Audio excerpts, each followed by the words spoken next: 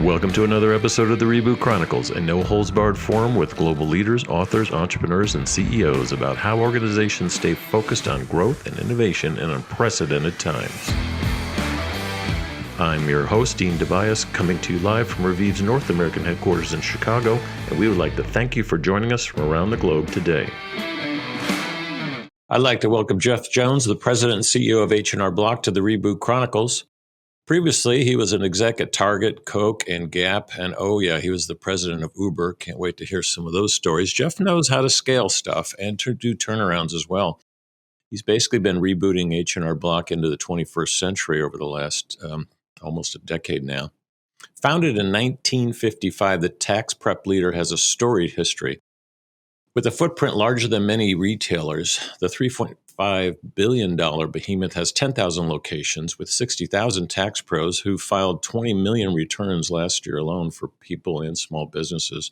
And they're soon going to pass the 1 billion return mark. Sounds like a good time to have a party. Jeff, good to see you. You too, Dean. Thank you. Love the intro. I read that you guys somehow got 5 million people to switch over to your platform last year. Did I read that right? We've, this business, if you think about consumer taxes, everybody is already filing taxes with someone. So big part of what we have to do, we got to retain our clients and we got to get people to switch. And so we're very, very aggressive, especially against TurboTax, to get people to switch. More people leave TurboTax every year in the software business than we have as clients. TurboTax being Intuit, right? Exactly. It's funny, we had the CEO of Intuit on. He didn't mention that. I bet he didn't. Why is that? I mean, the churn and burn business, we all deal with that, especially in the SaaS business. Yeah. Why is it so high? Don't people just want to hang on to their current platform, or is it yours more the personal touch? I think what we learn is, especially with TurboTax, they are very aggressive at upselling people. And so the consumer gets very frustrated. They think they're starting out for free, and then they end up paying a couple $100 or whatever the number is. And people also believe it's very hard to switch. And so we've made it really, really easy to switch from TurboTax. Literally, click of a button, we go get your last year's return. We automatically import it into H&R Block.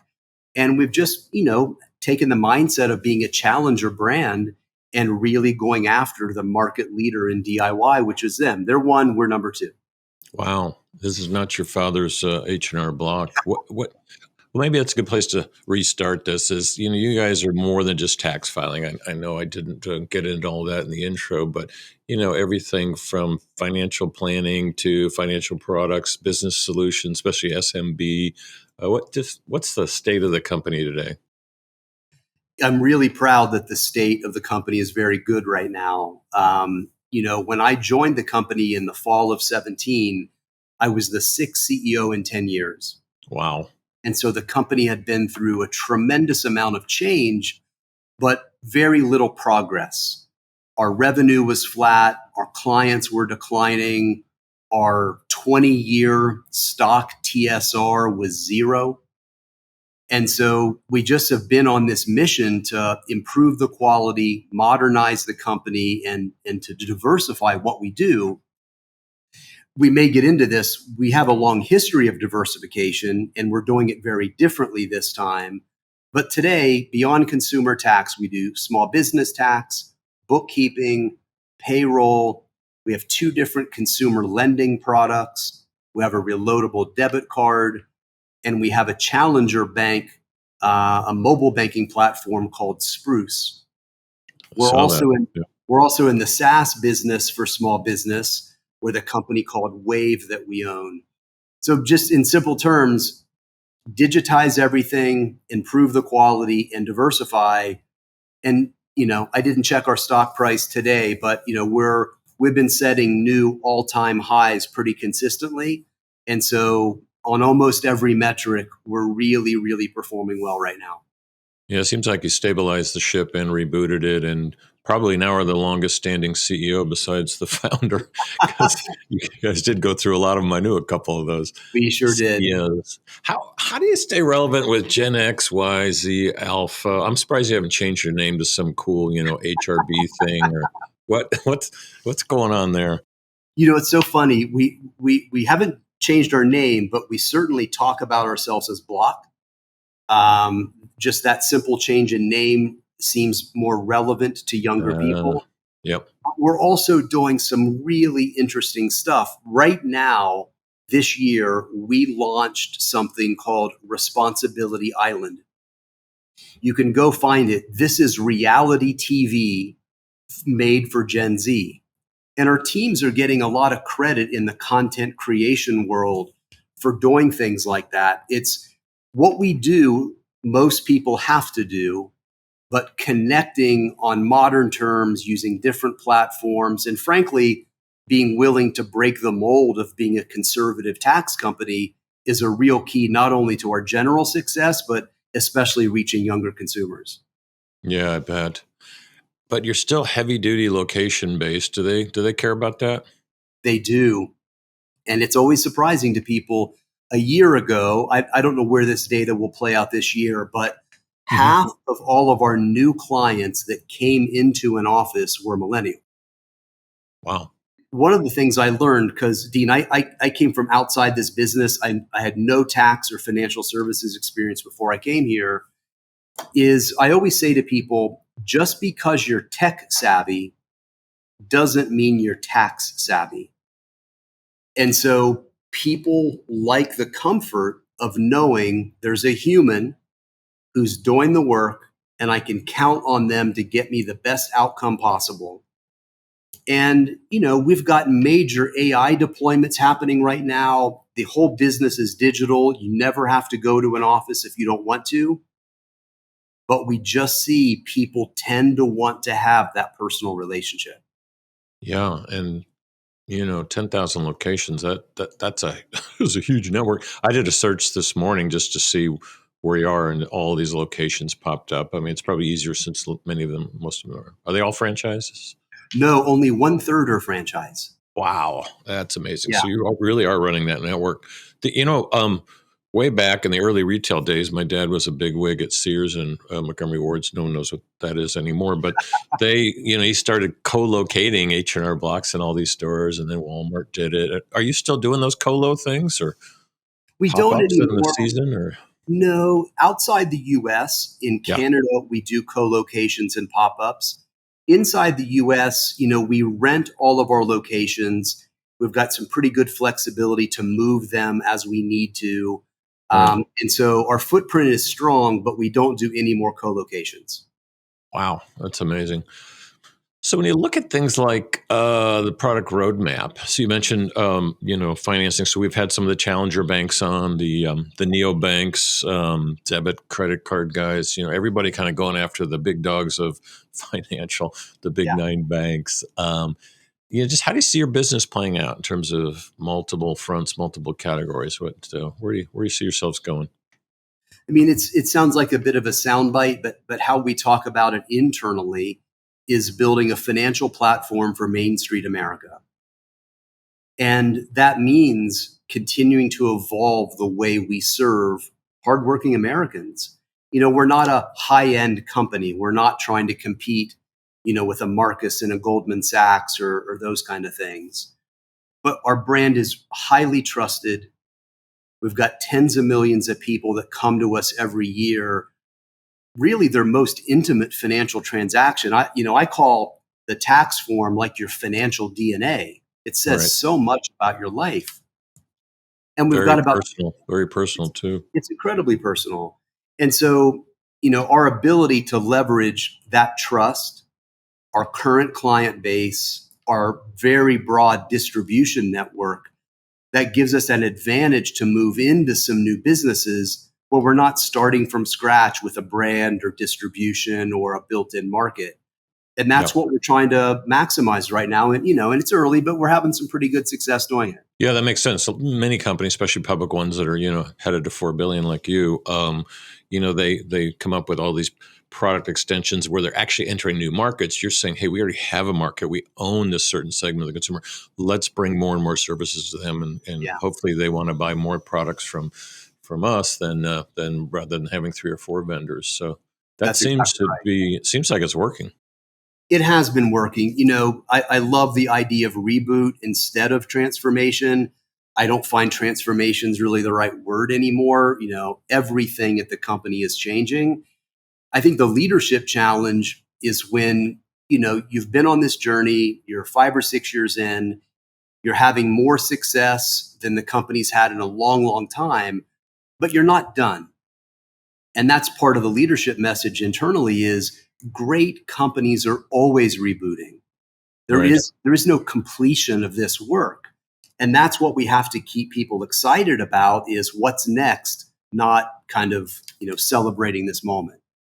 Yeah, and just keeping up with competition. There's so much. So when I did the map search on, I came up with so many independent, whatever CPAs, and then I'd see the H&R Block ones come up on the map. It was interesting. 300,000 independents. Oh gosh, that's a lot of competition. Not to mention you've got all these other companies kind of coming into it. So you mentioned TurboTax. There's companies like Zoho and 20 others that have it as an app and for small SMBs. So SMBs are bombarded with alternatives. That's right. But do you see yourself more as a frenemy with some of those people because they're not doing their taxes, but they're pretty much aligning 80% of it week by week. So when it comes time to file, they're ready to rock and roll and hit a button. Um, is that good for you, having all these enabling platforms out there? It is. And we certainly have partnerships with different companies. I mean, we're very interested in the early stage technology companies that can build customer experiences. Yep. And so we're constantly looking at that market. It's why we made the acquisition of Wave a few years ago, Right. a very fast growing SMB platform to do DIY bookkeeping, payroll, banking, number of things, payments. And so that's an example where we just knew that we could buy or partner and get there much faster than trying to build it on our own. Yeah, when you look at, we talk a lot about build, buy, borrow in the program. You and CompuServe comes to mind. You guys bought so many companies in the past and divested some. So M&A is kind of in your culture a little bit. But when you look at building out stuff, how do you decide what you're going to do yourself versus partner with or acquire? I think you just have to start with core capabilities, right to win, what the market looks like. Obviously, there are many companies. What's the market for acquisition? Where is pricing for acquisitions at any moment in time? Again, with Wave, we started out making an investment in the company that turned into an acquisition. That can be a great model as well. My favorite model. Yeah, Absolutely. you learn so much in that process. Our core strategy, we call it Block Horizons, is not dependent on M&A. And Nice. so, we want to be really judicial when we do it, when we see something that makes sense. But otherwise, it's primarily an organic growth model. We generate a lot of cash, and then we try to deploy that capital in the most efficient way we can. Yeah, and you're still very seasonal, I'm sure. Speaking of cash, must be fun in April. At least in this country. So when you look at innovation and new product development and extending all these new services, how's AI playing into this? And I know you guys are using Microsoft Azure, and is that a piece of your product planning, or is that just more the hosting platform for you? Well, we are a Microsoft shop in general, but in particular, you know, a year ago, we were all just discovering ChatGPT, right? I mean, it's very new in the world, but moving so fast. And we Yep. were really happy that OpenAI and Microsoft chose us to be their tax partner. And so this year, we've deployed in our do it yourself software what we call AI Tax Assist. And listen, it's I don't even know what the right sports analogy is, but it's so early in this game. Yeah. And, we're not trying to call any victories with AI, whether it's in our DIY or our call center. We're just trying to learn, Dean. And that's Yeah. just learn, get it in front of the customer, see what choices they make, and use that in the product roadmap to iterate and improve and decide where we go next. Yep. But That's smart. that's our approach. Well, that's smart, especially you're messing with people's money. You can only automate so much of this. And, Core AI was just on, and they basically are automating all the call centers in the world. And it seems to be working fairly well. But, when it comes down to people's livelihood and taxes, yeah, I'd be a little leery to rely on it. So besides using AI, what, what other mistakes, what do you see people doing in terms of biggest mistakes they make in their tax related matters? Oh, man. Well, I have to go right to the customers that we serve and what Right. we see from our population. Obviously, taxes are so personal, it's a very broad question. But I would say for Main Street America, the biggest mistake they make is not doing tax planning. People treat their outcome every year like it's a big surprise. Oh my Mm. gosh, am I getting a refund or I'm not getting a refund? And for people that have relatively simple lives, income, standard deduction, and some credits, that outcome does not have to be a surprise. If you do a little tax planning, if you make changes to your W 4 and withholdings, you can actually get the outcome you want. Do you want a refund or do you not want a refund? But people aren't engaged in the topic enough. And so they make that mistake, and therefore they're surprised a lot when it comes time to file their taxes.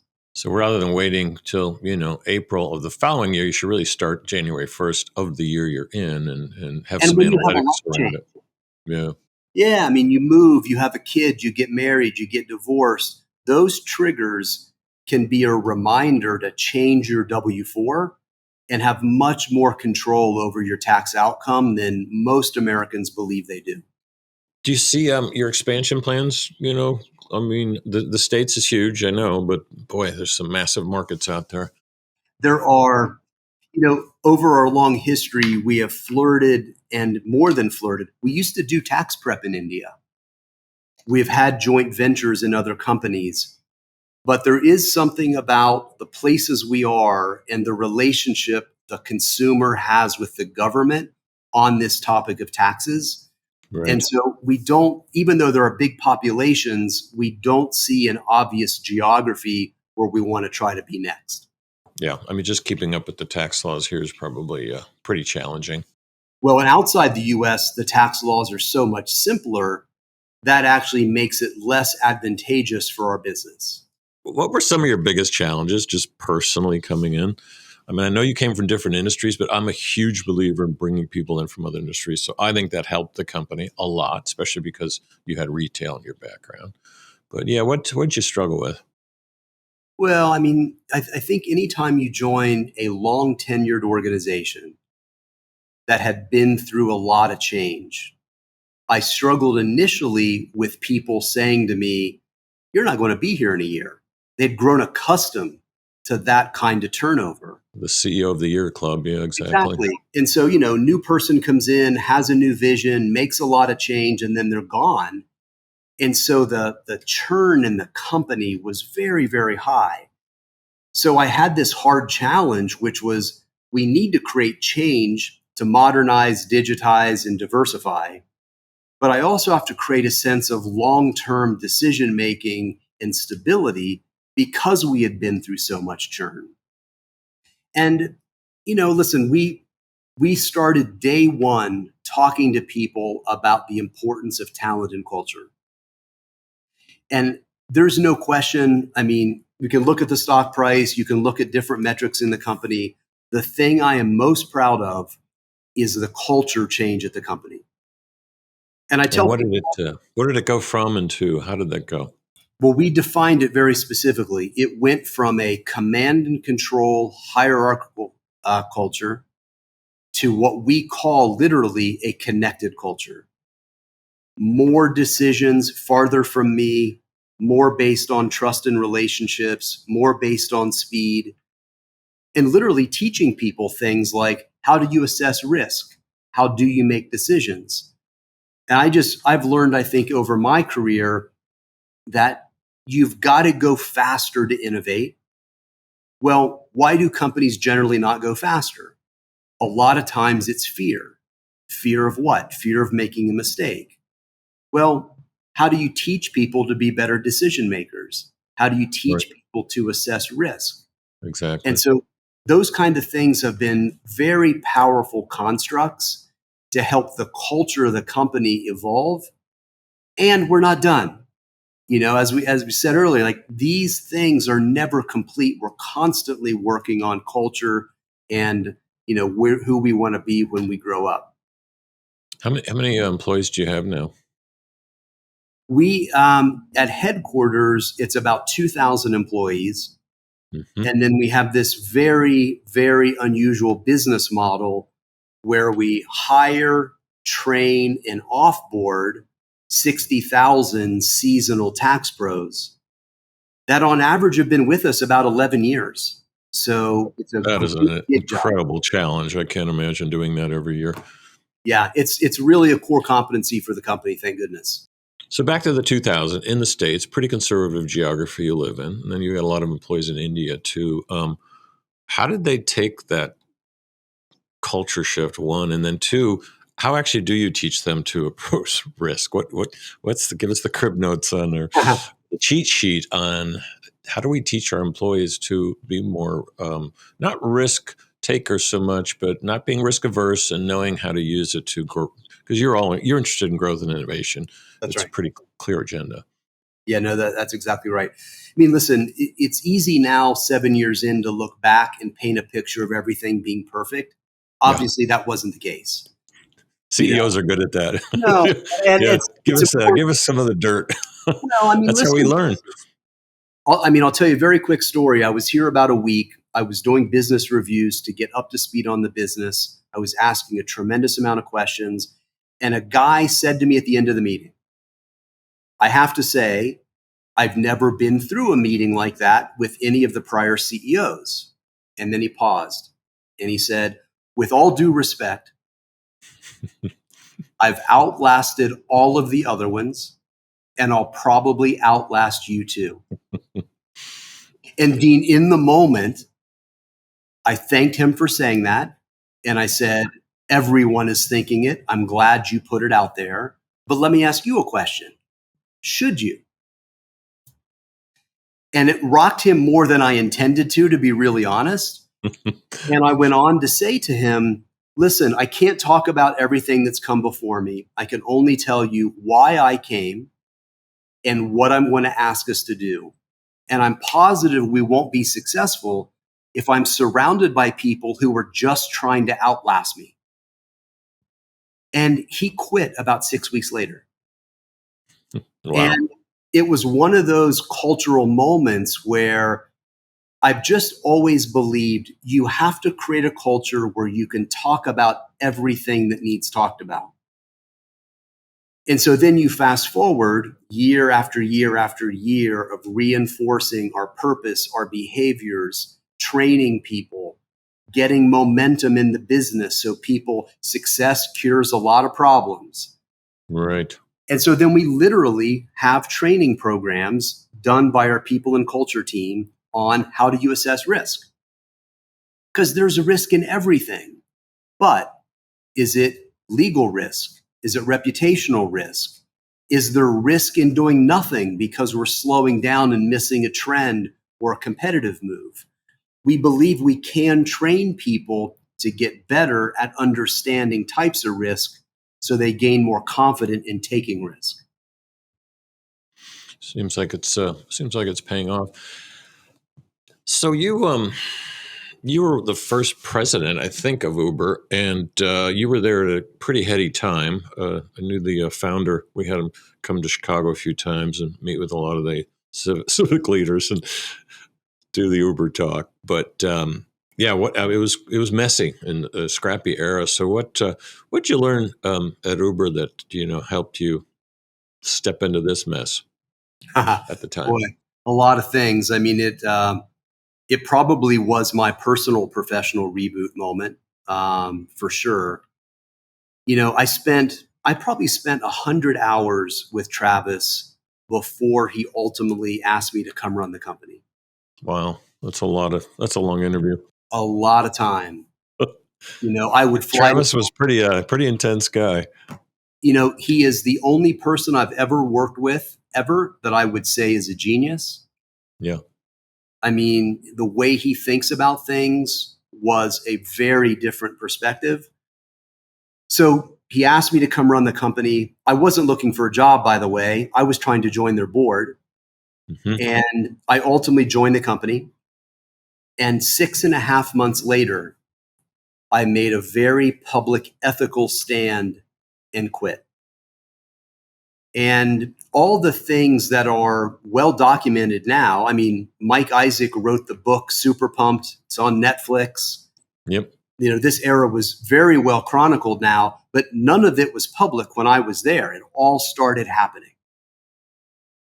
And I learned the value of my values above all else. I'm obviously in a very nice job and make a great living as CEO of H&R Block, but the kind of generational wealth of what was possible in that job at that company before it was public was very intoxicating. And I left Uber with nothing. And on principle, I wanted nothing. And that's when you realize that you are making a decision about who you are and what you believe in. And ultimately, that was very inconsistent with Uber of that time. And so when that's tested, you learn a lot about yourself, because I had no job. By the way, that company is full of incredible people. And so you're leaving something that has enormous potential, even at that time.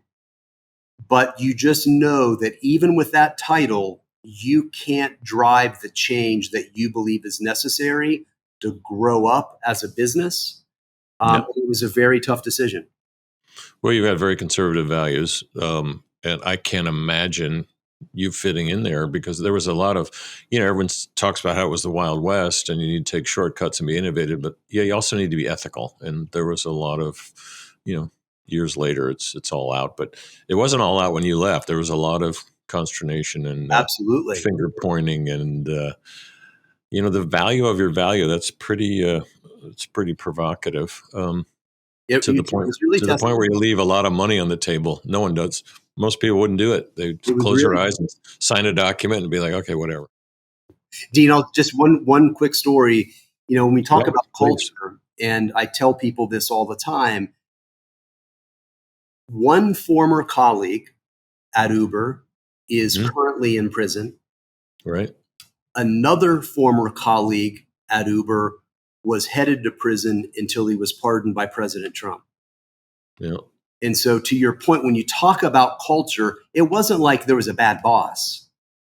I mean, there were things happening there that I fundamentally couldn't be part of. And that's just a different level that I had never experienced. And especially hard because there are so many great people there. Of course. So there's a lot of great people at Google as well, but the do no evil thing is kind of faded into the background.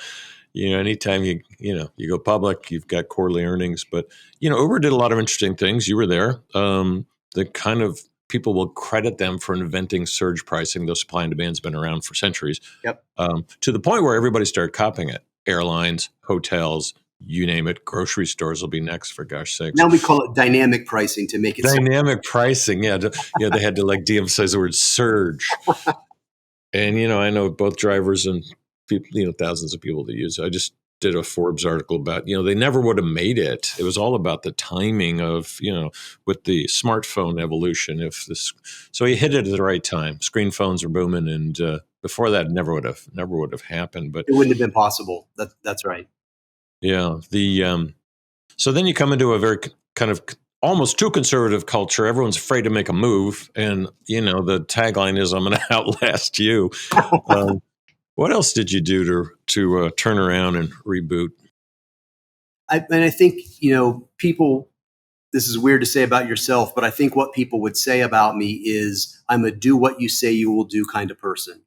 Yep, I And could tell. so you're not making a bunch of big fake promises. You're just saying, here's what we have to do. We have to improve the quality. We have to digitize everything. And we have to diversify. And then you start living your words through your actions.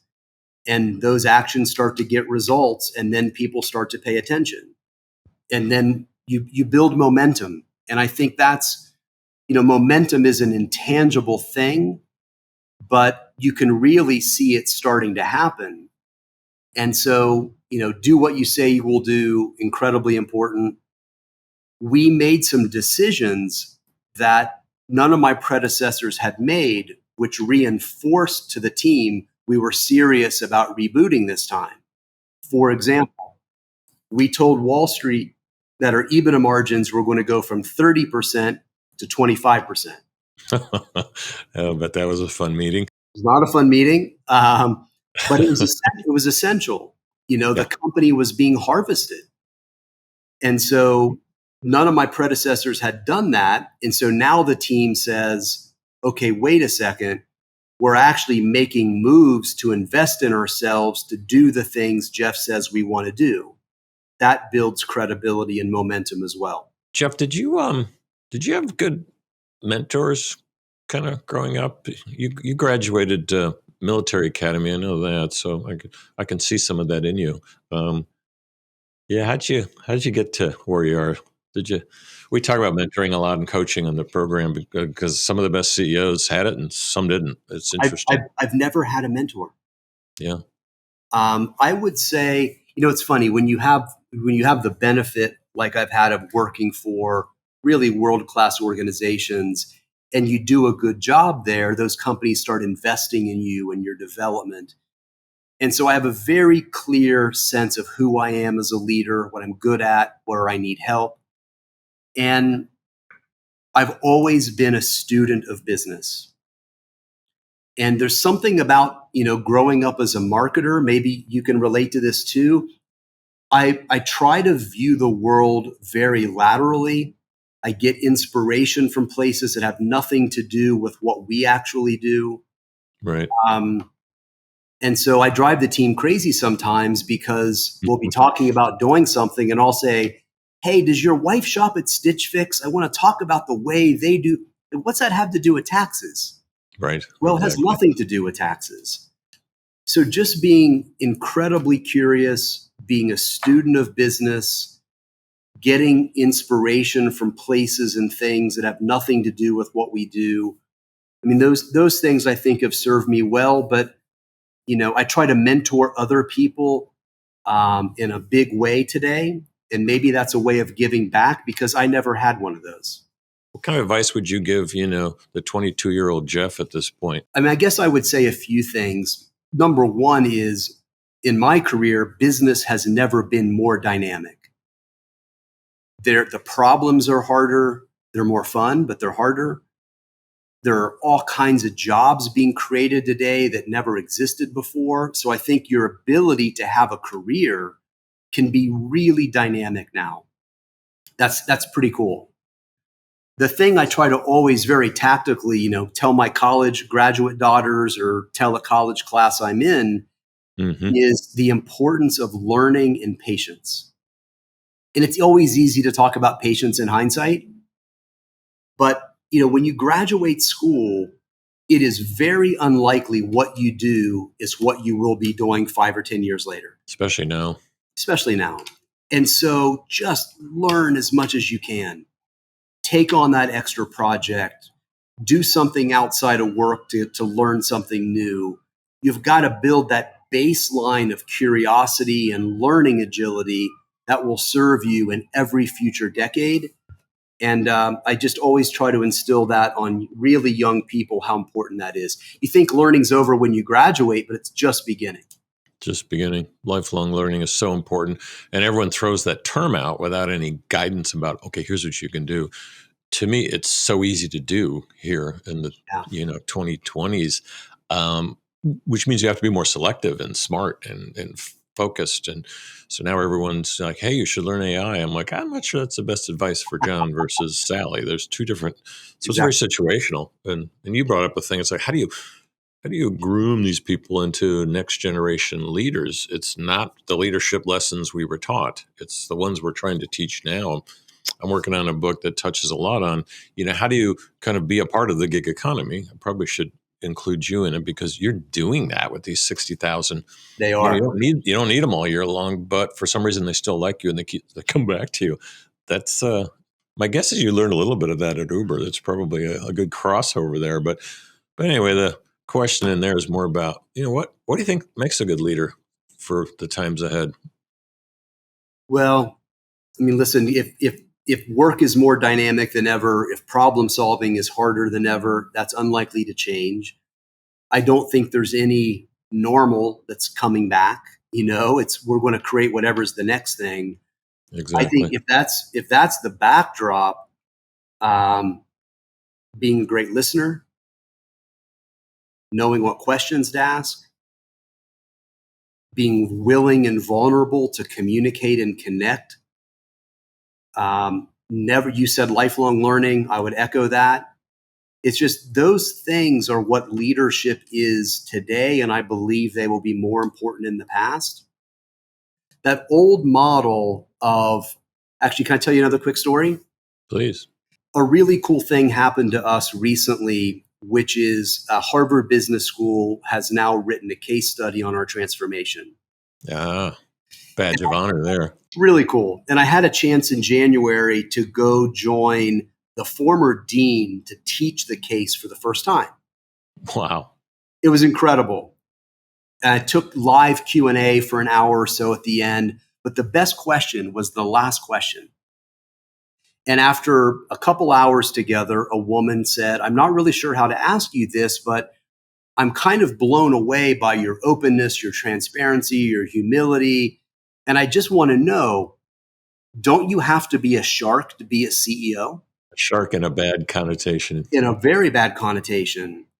Well, that was in late January. Fast forward to last week, I had a follow-up conversation with Nitin Noria, who was the former dean, Mm-hmm. before the case is now final.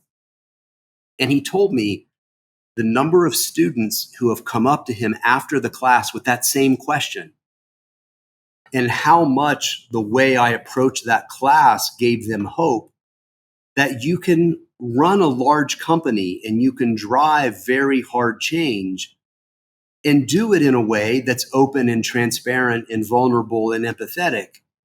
And that was inspiring to these students, and it never crossed my mind that would be a big deal. How do somebody's kind of wants to work for you in the next couple of years and you said, hey, go do this and then you'll be ready. What would you tell them now?